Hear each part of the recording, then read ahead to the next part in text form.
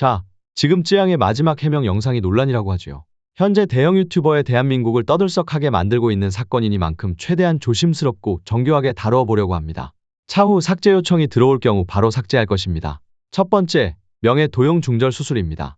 저는 여기서 김세혜 대표님께서 꽤나 냉철한 질문을 했다고 생각합니다. 지금 이 대표님께서 이경민 대표님께서 내 이름으로 쯔양이 중절 수술을 했다라고 말씀을 하시거든요. 그거는 당연히 본인 이름으로 중절 수술이 이루어졌으니까 그걸 아실 수밖에 없지 않습니까? 저는 여기서 김세희 씨와 동일한 의문점이 들었습니다. 본인 명의의 카드로 중절 수술을 했다고 한다면 지출 내역과 사용 내역에 관련해서 본인 계좌에 100% 찍혀 있을 거란 말이에요. 본인 계좌에 나가고 들어오는 지출에 관련해서 모를 수 없단 말이에요. 그런데 여기서 이경민 씨는 이렇게 변론합니다. 아니요, 모릅니다. 그리고 여기서 김세혜 씨가 냉철하게 다시 질문하죠. 본인 이름으로 했는데도요? 그리고 여기서 이경민 씨는 김세혜 씨의 날카로운 질문을 회피하죠. 이저랑 하는 인터뷰를 또 오늘 방송이나 이런 데 쓰실 건가요?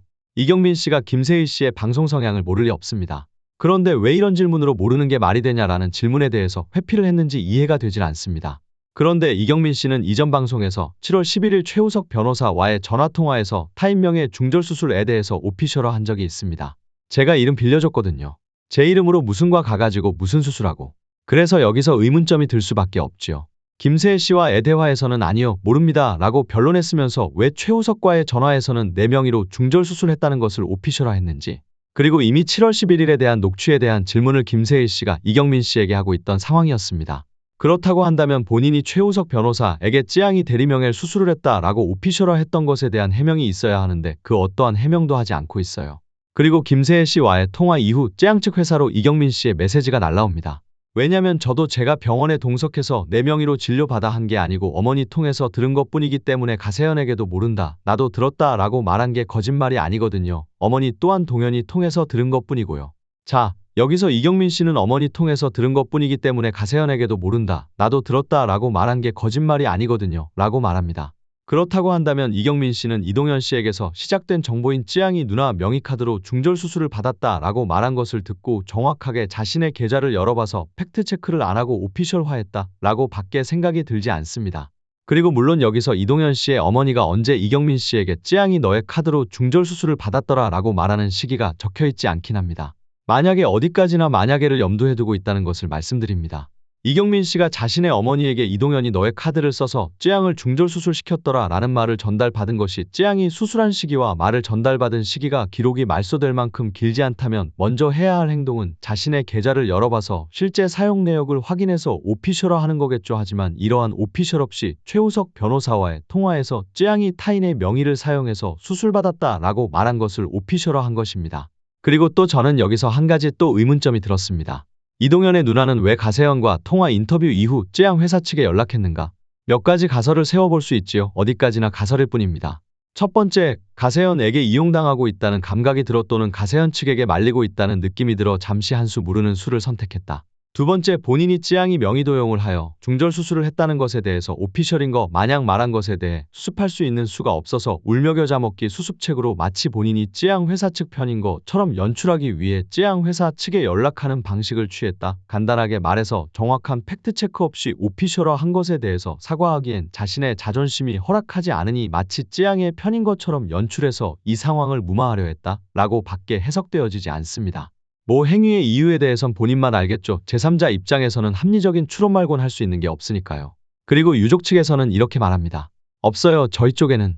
그 건강보험공단 쪽에서 알아보려고 하니까 최근 1년까지 밖에 안 나오는 거예요. 자, 이렇게 현재 쯔양이 정말로 명의도용을 하여 중절수술을 했냐 안 했냐에 대한 오피셜을 밝힐 수 없는 상황이 된 거죠.